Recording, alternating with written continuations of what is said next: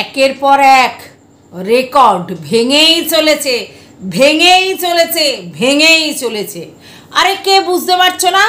আরে লাইভ আমাদের ম্যাডাম যে মানে লাইভগুলো করছেন, ওই যে কী বলে স্ট্রিম লাইভ, সেই স্ট্রিম লাইভগুলো একের পর এক রেকর্ড ভেঙে চলেছে।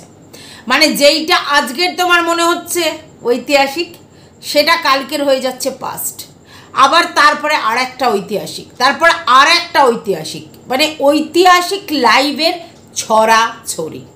তো আজকে তেমনই আর একটা ঐতিহাসিক লাইভ হলো, যেই লাইভে নিতম প্রেজেন্ট ছিল এবং সেইখানে মূল ফান্ডাটা হলো নিতম ক্ষমা চেয়েছে, ঠিক আছে, আর কেউ কেউ ক্ষমা করেছে। এবার নিতম কার কাছে ক্ষমা চেয়েছে?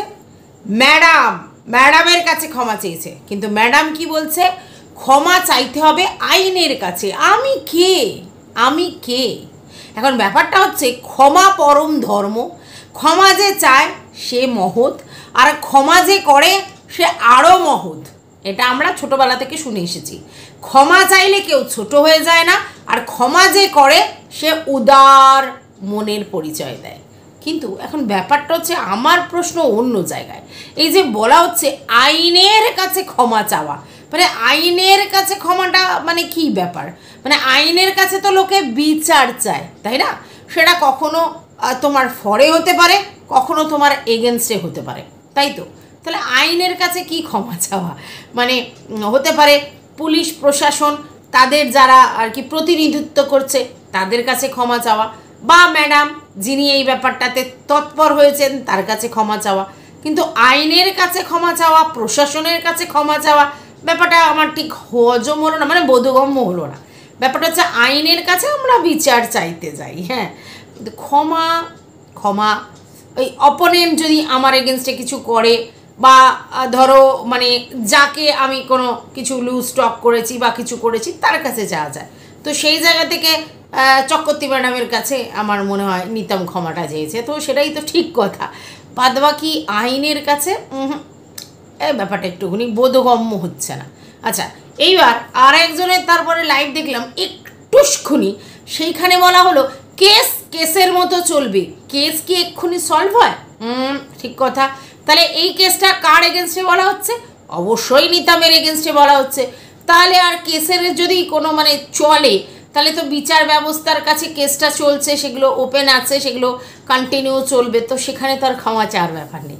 তাহলে ব্যাপারটা কি? তাহলে ওই প্রশাসনের প্রতিনিধিত্ব করার লোকের কাছে আর ম্যাডামের কাছেই ক্ষমাটা চাওয়া, কারণ কেস তো কেসের মতো চলবে, ঠিক আছে? এটা আমার কথা নয়, কিন্তু আমি কিন্তু যা লাইভে ভিডিওতে দেখছি সেইটার অনুযায়ী তোমাদেরকে বলতে এসেছি। মানে ছোট্ট করে এদিক ওদিক সার্চ করে যেগুলো আসছে, বুঝতে পেরেছো তো?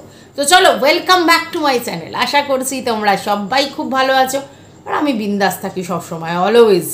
তো ভালোই আছি। তো নতুন একটা ভিডিওর সাথে আমি রুনার লাইফস্টাইল থেকে। ব্যাপারটা হচ্ছে যে সমস্ত কিছু মিটে গেল, সলভ হয়ে গেল। কার সাথে? নিতমের সঙ্গে যে ব্যাপারটা ছিল, মানে সবাই যারা বলছিল যে নিতমের চ্যানেলটা ফিরিয়ে দেয়া হোক, নিতম তার চ্যানেল থেকে একটা ভিডিও করুক, নিতম যেরকম কন্টিনিউ কাজ করছে সেই জায়গাটাকে খুলে দেয়া হোক, নিতম কাজ করুক, তার যেরকম লাইফস্টাইল দেখানোর বা যা দেখানোর তাই দেখাক। তো এটা নিয়ে অনেক ভিউয়ার্সই তৎপর হয়েছিল যারা নিতমকে ভালোবাসে, এবং আমরা যারা ওরকম ভালোবাসাবাসি নেই, কিন্তু আমরা অ্যাজ আ মানে ভিউয়ার্স এটা বলতে চাই যে কারো চ্যানেল বন্ধ করে, তার আর্নিং বন্ধ করে আলটিমেটলি দিনের শেষে কারোর হার্ম হচ্ছে, এবং সেটা করে কোনো লাভ নেই। তো আমরাও চেয়েছিলাম যে নিতমের চ্যানেল খুলে যাক, নিতমকে তার ফোন দিয়ে দেওয়া হোক, এবং নিতম তার চ্যানেলে ভিডিও করতে থাকুক, তাই তো? তো সেই জায়গা থেকে না, এটা একটা হ্যাপিয়েস্ট মুভমেন্ট, যেখানে নিতমের চ্যানেল ফিরে পেয়েছে এবং সেখান থেকে সে ভিডিও করবে। সেটা আমি কিন্তু লাইভের আগেই দেখেছি যে সে একটা ভিডিও করেছে, এবং এটা খুব ভালো দিক। কারোর চ্যানেল কেড়ে নিয়ে, কারোর চ্যানেল বন্ধ করে দিয়ে, কারোর বিজনেসের পথ নষ্ট করে দিয়ে তাকে ইকোনমিক্যাল প্রবলেমে ফেলাটা আমাদের তো ইন্টারেস্ট নেই, তাই না? কারণ দিনের শেষে আমরা যদি কারোর ক্ষতি করি বা ক্ষতি চাই, তাহলে সেটা বুমেরাং হয়ে আমাদের দিকেই আসবে। তো এইটাতে আমি কোনোদিনই বিশ্বাসী নই।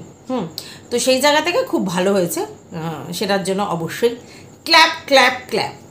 কিন্তু এবার ব্যাপারটা হচ্ছে যেটা হলো, মানে যেটা দেখলাম যে বেশ কয়েকজন লাইভে উঠে নিজেদের অ্যাড দিচ্ছিল। হ্যাঁ, কেউ বলছিল যে আমি এখনও পড়াশোনা করছি, ডিপ্লোমা করছি, তাতে আবার ফার্স্ট ডিভিশন পেয়েছি, পড়াশোনার কোনো বয়স নেই। এক্স্যাক্টলি, পড়াশোনা শেখার কোনো বয়স নেই। পড়াশোনার ইচ্ছা থাকলে বুড়ো বয়সেও লোক পড়াশোনা করতে পারে, ডিগ্রি অর্জন করতে পারে, কিন্তু ইচ্ছেটা আসলে মেন ব্যাপার। ঠিক আছে, ইচ্ছে যদি না থাকে তুমি পড়াশোনা কেন কোনো কিছুতেই সাকসেস পাবে না, তাই না? তাহলে ব্যাপারটা তোমার ইচ্ছে থাকতে হবে।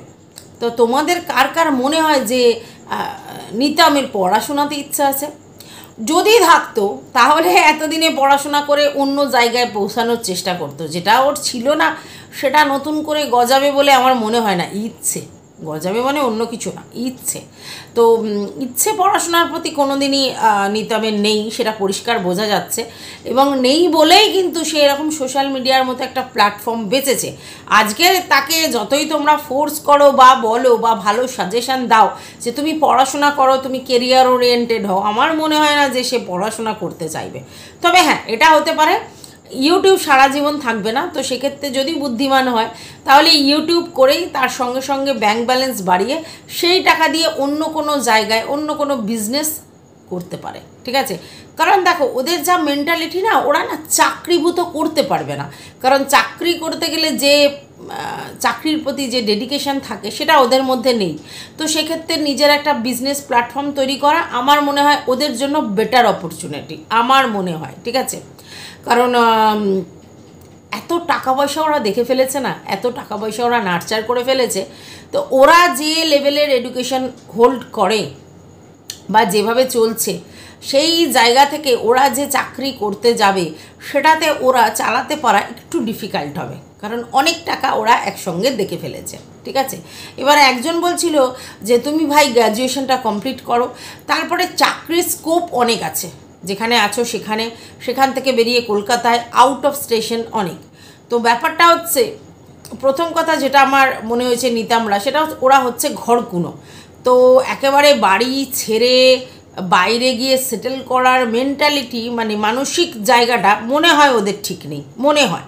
তো কিন্তু তার মানে এই নয় যে আমরা যা অ্যাজাম করছি সেটাই সবসময় সঠিক হবে। হতে পারে আমাদেরকে মুখে একেবারে ধাব্বা দিয়ে নিতাম দেখিয়ে দিল পড়াশোনা করে ফার্স্ট ক্লাস ফার্স্ট হয়ে ভালো জব করছে, হতেই পারে, সেটা তো মিরাকেল।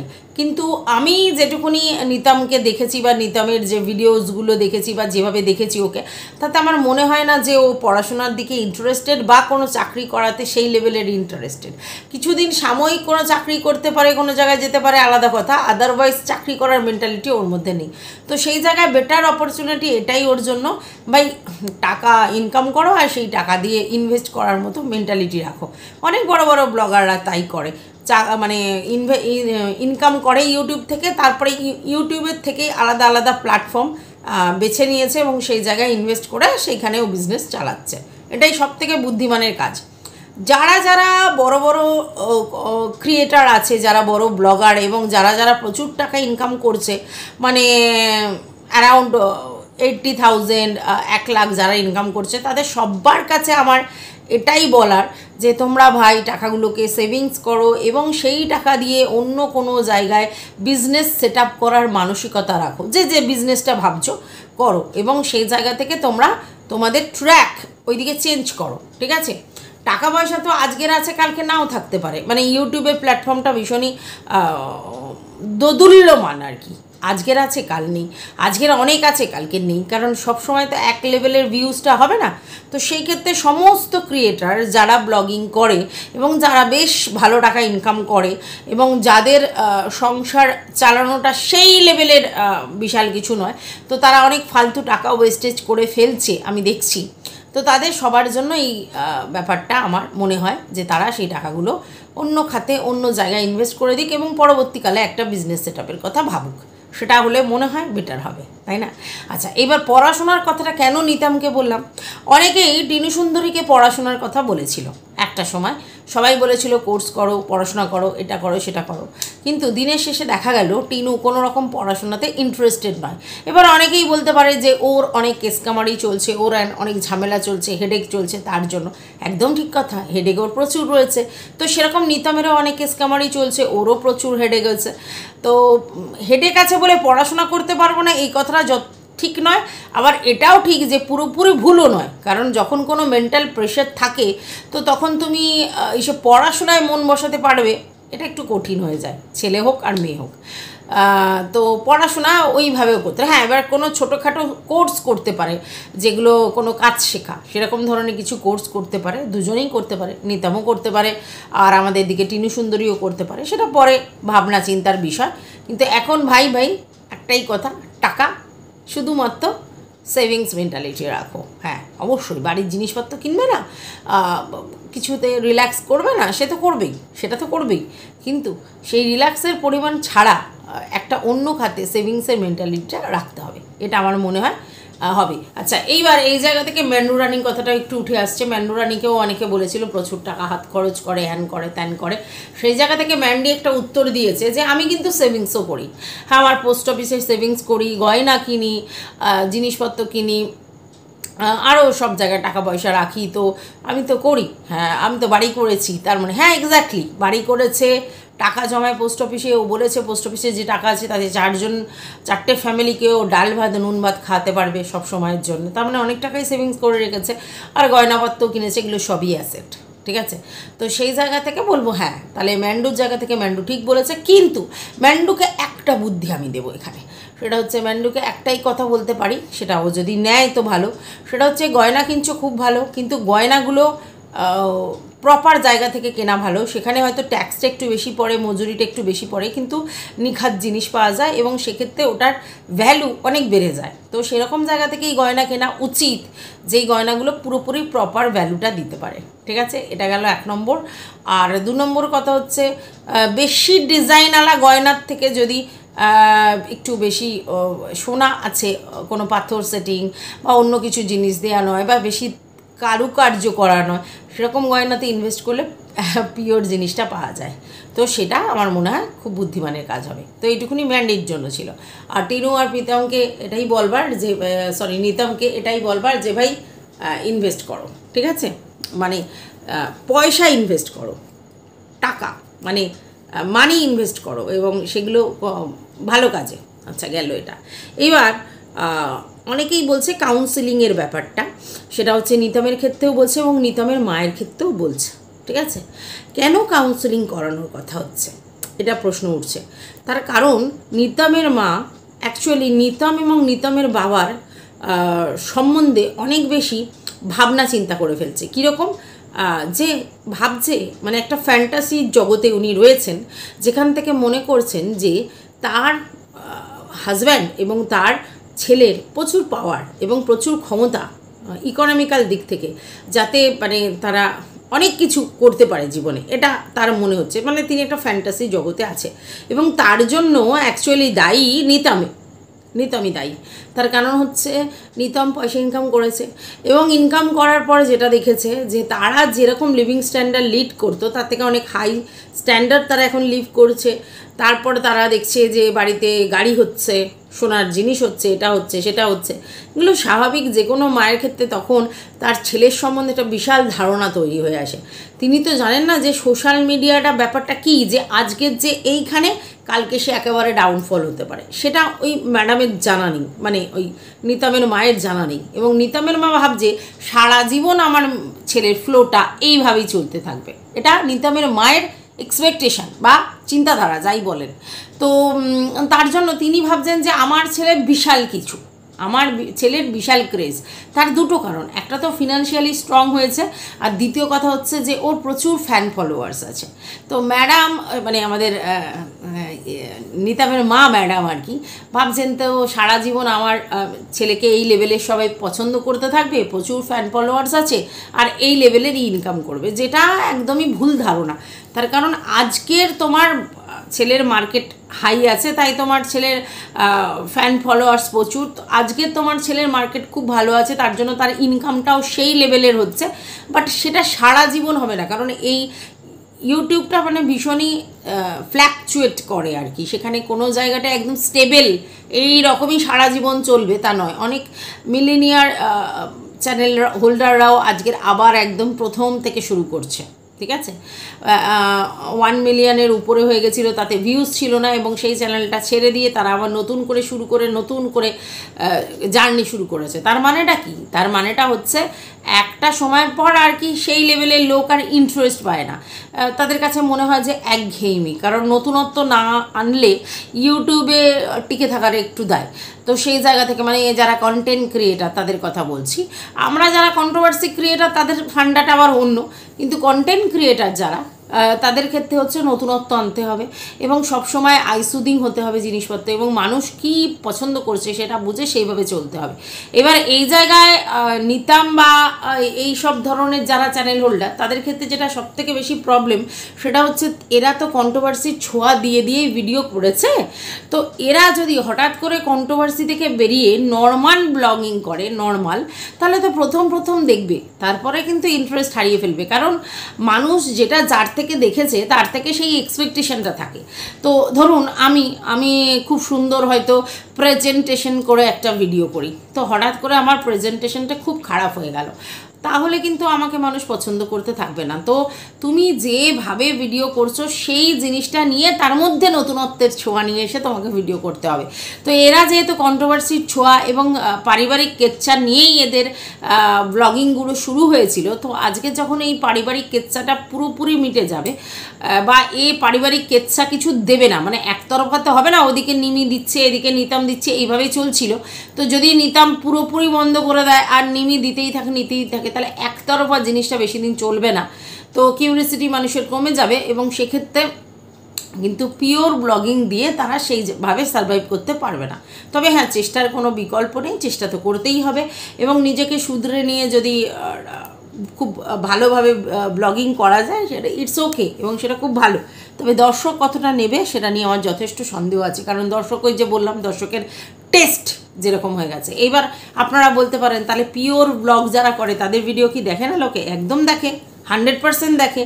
এবং তার উদাহরণই আমাদের প্রবাসী ঘরকন্যা, যার ভিডিওতে কোনো কন্ট্রোভার্সির ছোঁয়া থাকে না, তবু লোক দেখে পিওর। কিন্তু এখন ব্যাপারটা হচ্ছে তাকে সেইভাবেই দেখে অভ্যস্ত মানুষ, ঠিক আছে।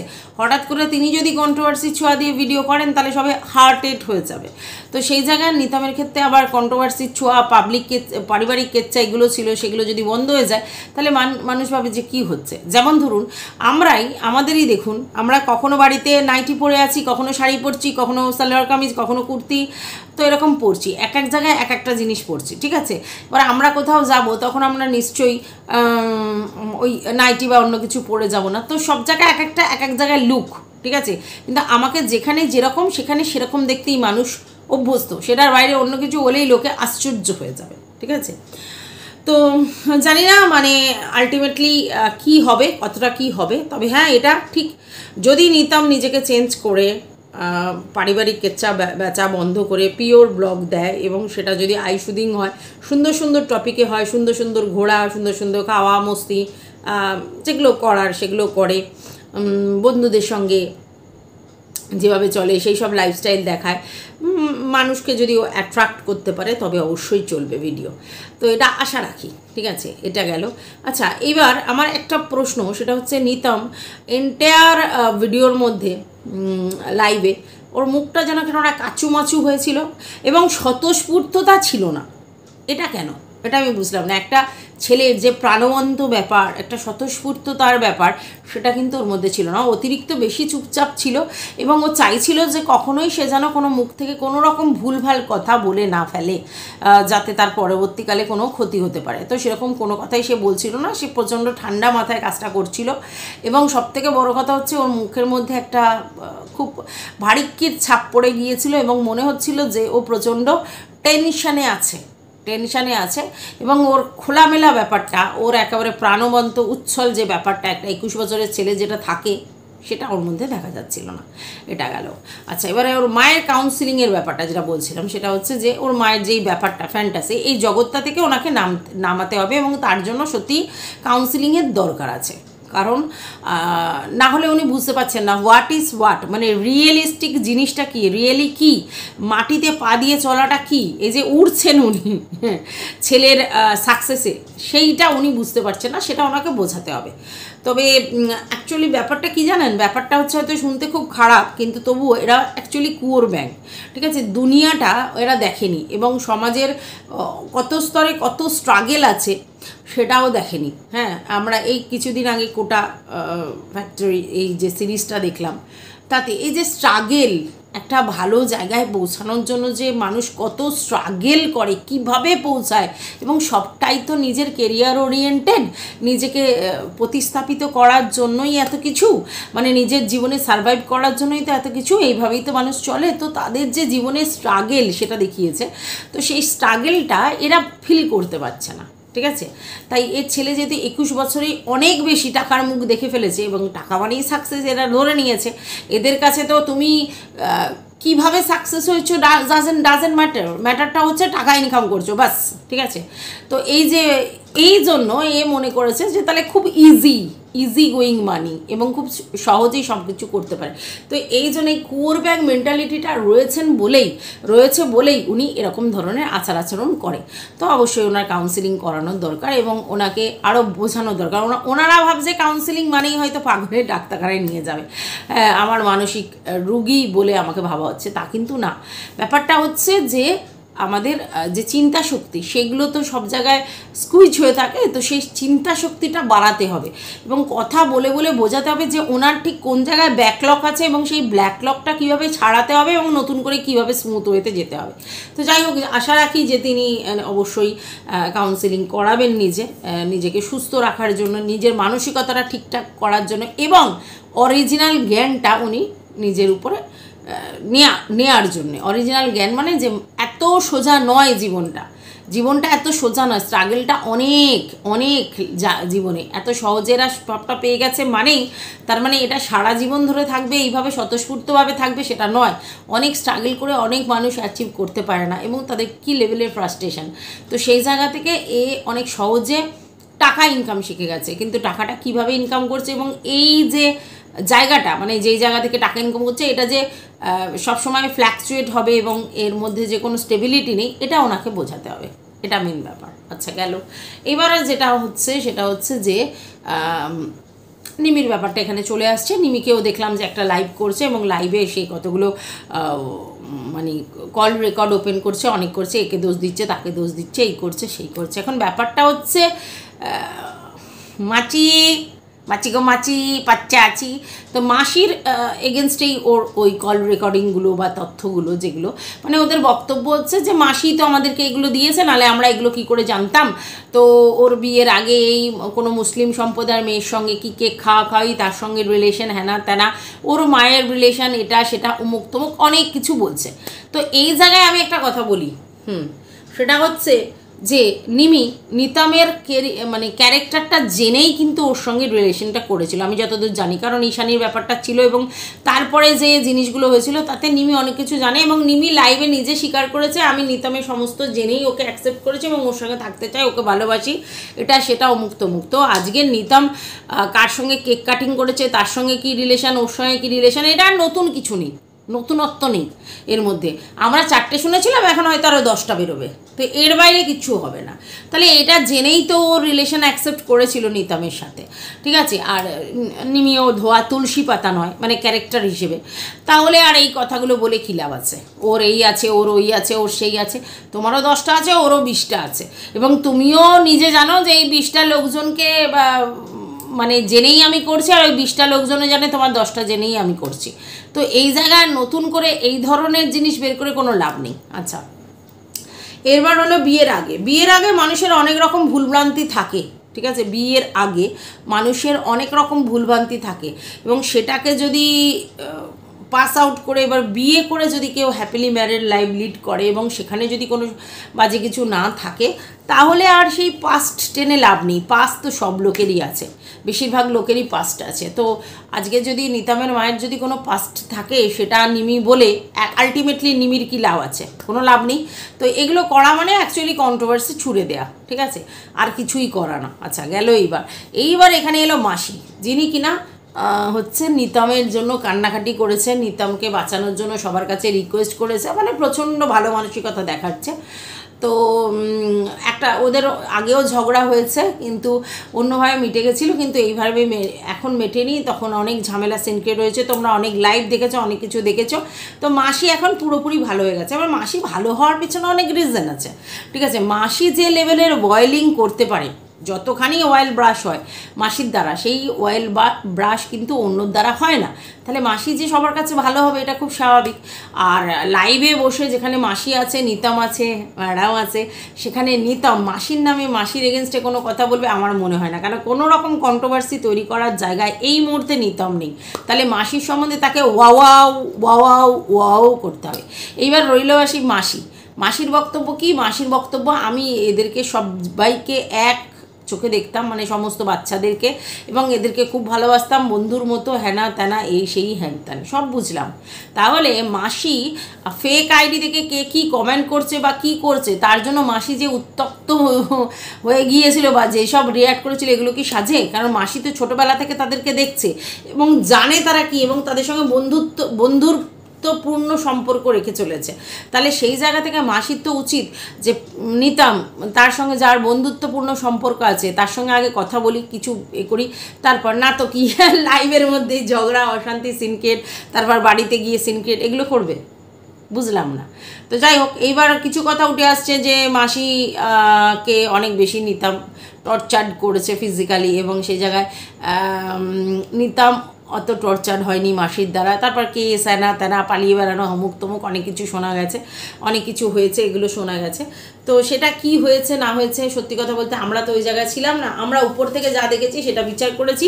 আজকের ডেটে যদি সত্যিই নিতামের মাসি এবং নিতামের মায়ের সঙ্গে সম্পর্ক ঠিক হয়ে যায়, তাদের যদি মিল হয়ে যায়, সম্পর্কর মধ্যে যদি কোনো প্রবলেম না থাকে, আমাদের তো বাইরে থেকে কোনো প্রবলেম ক্রিয়েট করার কিছু নেই। কারণ দিনের শেষে নিতাম আর নিতামের মাসিরা হচ্ছে একই, মানে আর কি আত্মীয়, ঠিক আছে, নিতামের মায়ের দিদি।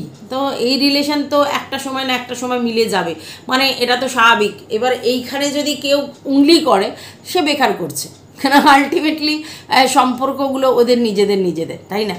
তো সেই জায়গায় আজকে না হয় কালকে মিল হয়েই যাবে, এবং সেটা তো হয়েছে। এবং ম্যাডাম তো এই কথাটা আগেই বলেছিল যে ওদের বাড়ির পারিবারিক ঝগড়া, এবং সেই পারিবারিক ঝগড়া একদিন মিলে যাবে, এবং আপনারা দেখবেন যে মাসি এবং বোনপো দুজন আবার এক হয়ে গেছে। এই কথা কিন্তু ম্যাডাম বলেছিল।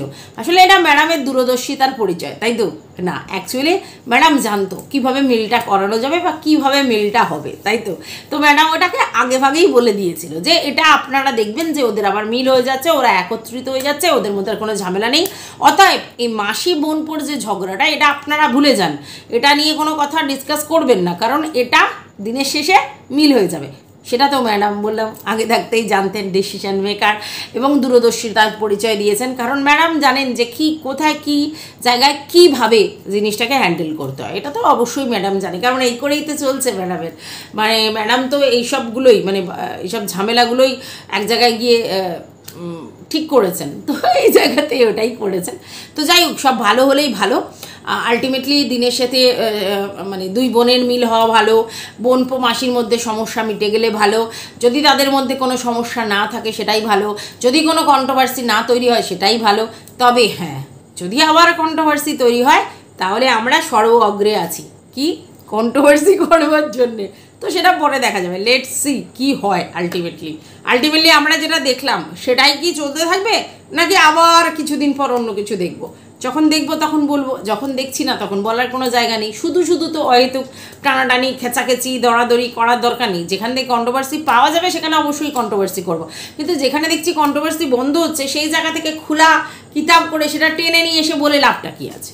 তো যাই হোক, এখন নিমি অনেক কথাই বলছে, নিমির তরফ থেকে অনেক বক্তব্যই আসছে, কিন্তু ব্যাপারটা হচ্ছে দিনের শেষে যে ইগো থাকলে সংসার হয় না, ইগো থাকলে সংসার হয় না, ডমিনেট করবার মেন্টালিটি থাকলে সংসার হয় না। আর আজকের ডেটে এটা ভেরি ক্লিয়ার, নিতাম আর নিমির মধ্যে হয়তো ফিজিক্যাল নিডটা ছিল বা টানটা ছিল বা যাই ছিল, কিন্তু মেন্টাল অ্যাফেকশনটা নেই আজকের ডেটে। এবং তারা একে অপরের সঙ্গে পাঙ্গা নেওয়ার ব্যাপার, কেউ কারোর কাছে কি নত স্বীকার করছে না বা নিজেদের মধ্যে অ্যাডজাস্ট করছে না, বা কি বলবো, নিজেদের মধ্যে ক্ষমা চাওয়া চাই বা নিজেদের মধ্যে প্রবলেম সলভ করার কোনো মেন্টালিটি এখনও পর্যন্ত দেখছি না। তার জন্য এই ঝামেলাটা হয়ে আছে।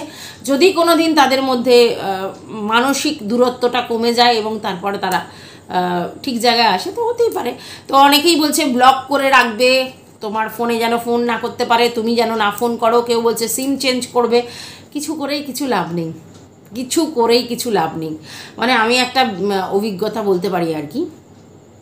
সেটা হচ্ছে যে ধরো নিজের কথা বলাটা ঠিক হবে, তবু বলছি আর কি। ধরো আমি যখন প্রেম করছিলাম, তখন আমাকে যখন বাড়ি থেকে জানাজানি হয়ে গেল, প্রথম আমি যখন প্রেম করি তখন 2 মাসের মধ্যে জানাজানি হলো, খুব দুমদাম খেলাম। তারপরে সমস্ত কিছু চেঞ্জ, তখন তো ফোন ছিল না, মানে যত কোচিং সেন্টার হ্যানা ত্যানা এটা সেটা সমস্ত কিছু চেঞ্জ করে দেওয়া হলো যাতে কোনোভাবেই কন্ট্যাক্ট না হয়।